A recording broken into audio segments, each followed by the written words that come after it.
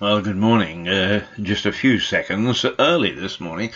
It's a bit naughty of me. You never start things early because if you promise to start at 8 o'clock, you start at 8 o'clock. But I clicked and I thought it was just going to tick over to 8 o'clock and it hasn't. So there we go, it's 8 o'clock.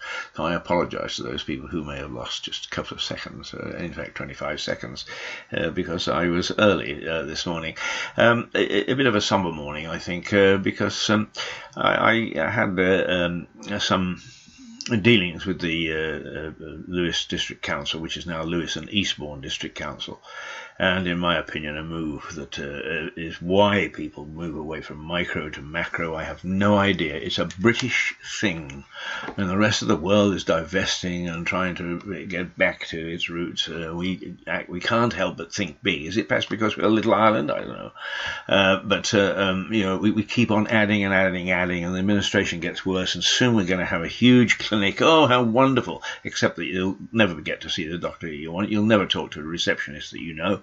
I mean, it's just one of those things that I don't know why we do it. I have no idea why we do it, and it's about time that we actually sat back and thought. Because basically, local district councils, I'm not talking about the political level, I'm talking about the administrative level, they just aren't geared for it. We don't have people with experience for it. We don't have people or systems that can be adapted to it. So as a consequence, it's complete and utter chaos. And it was really sad to see what was going on yesterday. I kept my cool reasonably well. I felt like really screaming at one stage. But, we can't do that because the computer. We can't do that because of processes. We can't do that because the rule book says. And then we get silly things like they fail to pick up the recyclable materials. And my neighbour sent off a little note and said, you failed to do that, will you please do it? And got a note back that said, oh dear, our narrow vehicle, a narrow lane vehicle, as we do live on a very narrow lane, had broken down, so we couldn't get up to it. But somebody from the other side of the town sent me exactly the same note that they received, and theirs was, they couldn't get the same thing happening because of roadworks. And so you could see that somebody is just sending out a standard letter, and that's nonsense, and it's not on. And this was particularly silly because I'm up very early every morning, and 9 times out of 10, I'm one of the very few people that is ahead of the people that collect these recyclable things. And they don't come down the lane at all. It was the narrow bit at the top that was not available. They don't come down the lane at all. What they do is they stop at the bottom and they back up in the wide part, and then they leg it for the last 15 yards or so. So this letter is just a nonsense, and it's just a let's stick a letter in the computer. But perhaps one of the main things was that my neighbour, he phoned, and after 15 minutes, somebody answered. Then he was told, oh, well, if that's what you want, to talk to the recycling department, that's going to be another 15 minutes. Luckily, we live just around the corner from the council offices, and he was able to walk down and make his point directly to the people in charge, and so we got a bit of action. We also went to our local councillor, whom I'm happy to say we have 3 independent councillors on Lewes District Council, and those are reasonably active, and I've started to talk to them, and I hope that we can cooperate, because they are as concerned as I am about the fact that there is no assessment of the people who are in charge of the administration of the council. Nobody is monitoring them. In other words, they look after themselves. Well, I'd love that situation. Everybody needs a monitor to be able to do the job properly. So we're of a single mind there, and hopefully what we're doing is we're going to make sure that some sort of system is in place.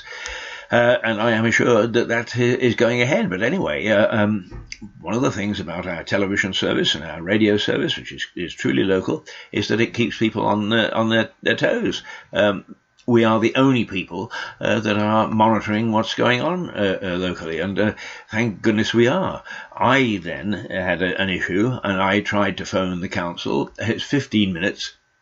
Eventually, I got through to a chap in Eastbourne, and within seconds we were cut off. I then went back and had to get back into the queue, right? I then got through to Lewes rather than Eastbourne. And it was a lady I spoke to at reception who was just actually, I don't know whether she was training or whether she meant it was her first call of the day. But I mean, she must have been aghast at hearing my voice because the bloke that had caused problems down in the front desk was now on the phone. But it took me, to all intents and purposes, the guts of an hour. And only to be told, oh, well, I'm terribly sorry, but you'll have to wait for a letter to be received, which it won't be long. It'll only be a week. And then you can respond to it. This is an issue which could have been resolved within 5 minutes. And it's been now 8 weeks. And it's now going to be 9 weeks and probably 10 weeks. And that is totally and utterly unacceptable for local government. And I'm sorry, it all should end at the top. In other words, the bloke in charge who's being paid, what to me is, well, he gets paid 125 grand is in terms of cash. And how many other things he had? Probably a car and an expense account, and probably is given an American Express card, who knows. The perks for any job in government is they're extensive. So it's costing us a fortune for really something that is, letters sent out by computer that don't address the issue. A phone system for 2 areas that keeps people waiting. That's outrageous. But then when you start to get the runaround and nobody's really willing to make any decisions, and when the decisions are just so stupid that they need examining, and then that it's going to be another 6 weeks for them to be examined, it is. Frankly, I'm ready to say to the council, listen, I'll pay my council tax when you pay me. I know what that's going to do. Wow! They'll dump on me. In fact, they're ready to dump on me now because I've dug my heels in a little bit. So I may have to do this from prison, or from the county court or whatever. But I think at long last that Mirador Television and Mirador Radio TV is ready to take on some of these things and be a thorn in the flesh of the local governments. And we have a very good precedent because Tom Paine, not a name that many people know, Tom Paine was a rebel of the 18th century and was credited with triggering the American Revolution. Tom Paine wrote The Rights of Man, and in many ways a lot of it was developed in Lewes. And basically what he really said is, authority has got so powerful and so on that a man does not have any say in determine his destiny. And he was absolutely right. And I think that we backslid. I think we're right back to there. And some of the disgraceful decisions by people in the House of Commons who are patently saying, oh, let's not bother about the electorate. They don't know what the hell they're doing. We're here to make the decisions. Well, sorry, chaps, that's not how democracy works. You may not like it. You might think that we're a bunch of dolts and idiots. But you can think it all you want, because we think the same about you. But democracy says we have our say.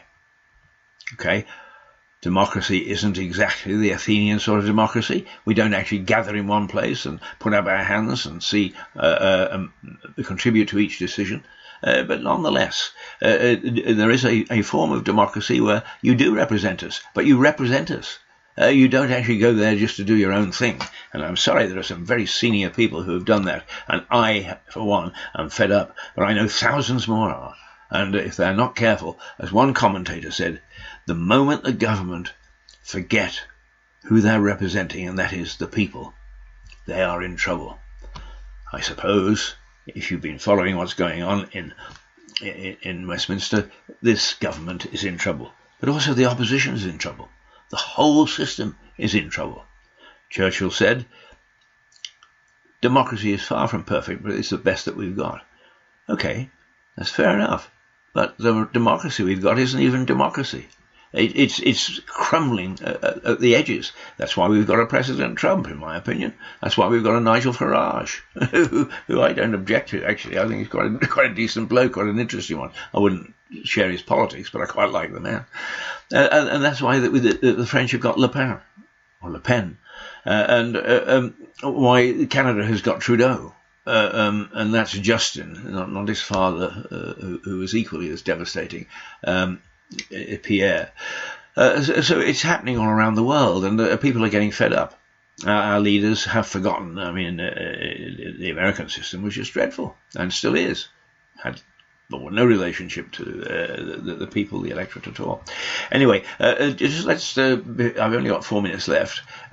One of the things that I'm very keen on is that, and I've been and helped develop media in the Balkans and the Baltics and over a good many of the old Soviet and Eastern European countries, nations, if you like. And one of the things that I've had to say is, once you get freedom of the press, you can't go at it and say whatever you feel like without responsibility. And it's very sad that in the Cliff Richard, or Sir Cliff Richard, let's give him his title because I believe in titles and due respect, is he fell foul of the BBC, and he says they actually didn't behave responsibly. They just thought, in our form of open democracy, if you like, we can say anything and get away with it. Well, he said, no, you can't. And he did something about it. He sued them, and he's won. Not a great amount, £250,000. So I suppose to him that's a mere bagatelle. But it was the principle. And he's quite a sensitive soul. He's very hurt about the whole thing. And so he should be. The BBC is often now not really taking the responsibility of media, of reporting, seriously. They've still got some very good people there, don't misunderstand. But some of the younger crew that are coming through think they can express opinion and then give the interviewee the option of saying yes or no. That's not what it's all about. That's really not what it's all about. You keep your opinions to yourself, and what you do is you find out on a topic what the facts are, what the other side is thinking, so that you can report. Sometimes another reporter might well get the opposite view. But that's what we're supposed to do. That's responsible reporting, not the irresponsibility that's going on. So I'm very much in Cliff's corner. And I think that we need to take a look at what's happening as far as media is concerned. So when we actually chase the local council, which we're going to, and they'll be as fed up with us as in his day, people were fed up with Tom Paine and his rights of man, is I hope that we'll be responsible. Okay, may step over the line sometimes. Like anybody else, we can get emotional, we can get angry, we can get personal. You have to try and step back from that, and we will. But the London Assembly, 7 people in the London Assembly the other day, politicians bemoaned the fact that there were very few now, and reducing in number, local papers to keep them honest. Well, hopefully Mirador in this part of the world is taking that place. We have the Sussex Express, and we have the Argus, and they do a fair job, but they're not based here. They're not looking at in detail. They've got a much wider remit. Ours is a quite narrow remit, although in many ways we do try to represent Mirador country from Battle to Brighton. But there are several councils that we can keep an eye on. Because we've got representatives in those towns now, and that's what we're trying to do, to link, to share experiences and so on. And just so that we don't get too parochial, we're going to try and eventually link up with some of the towns with the same name, like Lewes, Delaware, New Haven, Connecticut, and so on. So that's what we're all about, and that's my fight with the council will go on. It's not a fight really, but I do want to hold them to account. there are some other things coming up that are worrying me and worrying other citizens. Don't think it's just me picking things out of the air. It's not. Other citizens are worried about some of the decisions that are being taken without reference to the electorate, and in some cases, I suspect, quite illegal. All right, here we go. It's 18, 17, 16, a countdown. This is Keith Hayes with Mirador Radio TV, signing off for this morning. I'll see you tomorrow morning, or you'll hear from me tomorrow morning. I'll see you on our television show. Till then, Keith Hayes, toodle pip.